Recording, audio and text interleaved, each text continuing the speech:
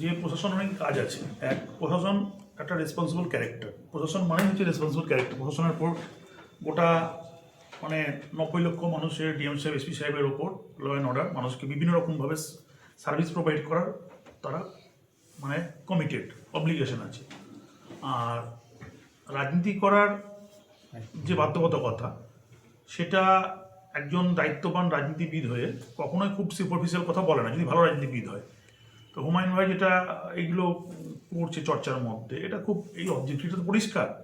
এগুলো দেখুন অন্য কোনো কিছুতে পেরে উঠছে না, মানে অর্গানাইজেশন, সংগঠন বা যে ভোট ক্যাপাসিটি, তৃণমূলের সঙ্গে যে লড়াই করবে উনি, সবটাই উনি যখন বাবরি মসজিদ শুরু করেন তার একটা ইমোশন, এবং তারপরে বাবরি যাত্রা তার একটা ভিত্তিপ্রস্তর, সেই ইমোশন দুটো বাদ দিলে মধ্যে যে কর্মসূচিগুলো হয়েছে সেগুলো কিন্তু তার মানে 2% লোকও আসেনি। একটা ধর্মীয় আবেগ, তার সঙ্গে রাজনীতির সম্পর্ক নেই। আর যখন পলিটিক্যাল পারফরমেন্স, তখন দেখা যাচ্ছে যে সেটা এতটা মানে কি বলবো নগণ্য হয়ে যাচ্ছে হুমায়ুন সাহেবের প্রোগ্রামে।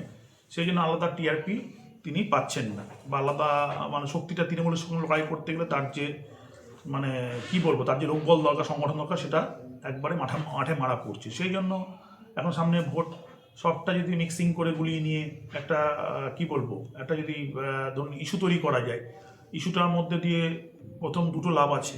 এক, মিডিয়া ফুটেজ পাবে, অ্যাকচুয়ালি বলে যেটা বলে চিপ গেন পপুলারিটি, অর্থাৎ হচ্ছে আমি সস্তা কথার মধ্যে দিয়ে একটা চিপ গেন পপুলারিটি পাবো। তো এটা একটা তার মানে কি বলবো, এটা একটা তার কৌশল।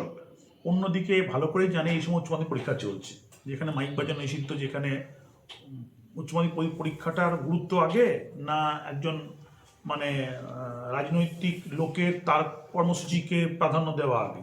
তাহলে একটা উচ্চ মাধ্যমিক পরীক্ষা দিচ্ছে যেখানে 5 লক্ষর উপর মানুষ, 6-7 লক্ষ বাচ্চারা পরীক্ষা দিয়েছে, ভবিষ্যৎ পরীক্ষা দিচ্ছে।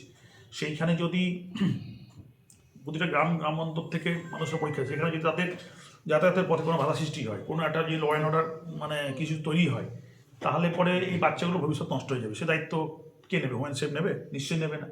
তো প্রশাসনের কাজ করছে, কোনো জায়গায় প্রশাসনকে ক্রস করে কোনো প্রোগ্রামই করতে পারেনি, যেটা যেটা করার মধ্যে যেটা ফিট করে অ্যাকচুয়ালি আমাদের তার মানে যে কার্যকলাপগুলো কোনো ক্ষতি করে না। যেমন বাবরি মসজিদ ভিত্তি স্থাপন, কোনো মানুষের ক্ষতি করছে না, ধর্মীয় সেন্টিমেন্ট জড়িয়ে আছে, সেখানে প্রশাসন প্রোটেকশন দিয়েছে হাজার কষ্টের মধ্যে, স্কুল কলেজ ইত্যাদি নেই।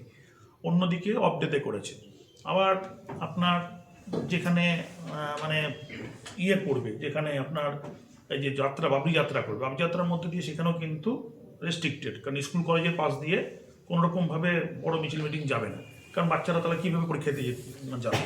সেখানে প্রশাসন কিন্তু তার রাজধর্ম পালন করছে। সেই জায়গা থেকে হুমায়ুন সাহেব অলরেডি পিছিয়ে গেছে। আর অন্যথায় যেটা বলি যে যেটা এসপি অফিস ঘেরাও বা এইগুলো কিডিএম অফিস ঘেরাও বা পুলিশ ভেঙে দেবো, এগুলো ধরুন কথা। ধরুন ভারতবর্ষের বা আমাদের পশ্চিমবঙ্গের সরকার এত দুর্বল নয় যেখানে তার মানে একটা অ্যাডমিনিস্ট্রেশন আপনার কোনো একটা ব্যক্তির মুখের কথায় মানে সে মানে কি বলবো হালকা হয়ে যাবে, সে লুজ হয়ে যাবে। এটা সম্ভব না।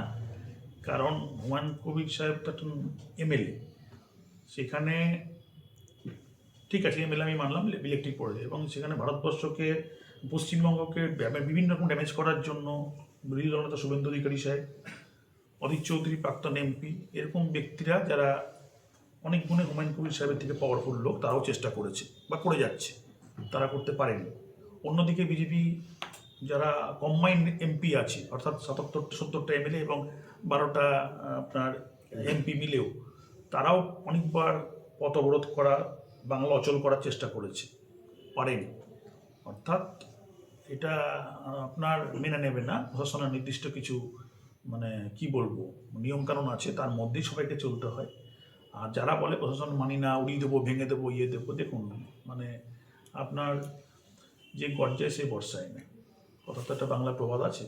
অর্থাৎ গর্জন করলে পরে খুব বেশি বর্ষণ হবে না, অর্থাৎ পারবে না বলেই কথাগুলো আপনার যাতে একটু ওয়েটেজ পায়, একটু ফুটেজ পায়, এই কেসটা। এগুলো কি সস্তার রাজনীতি?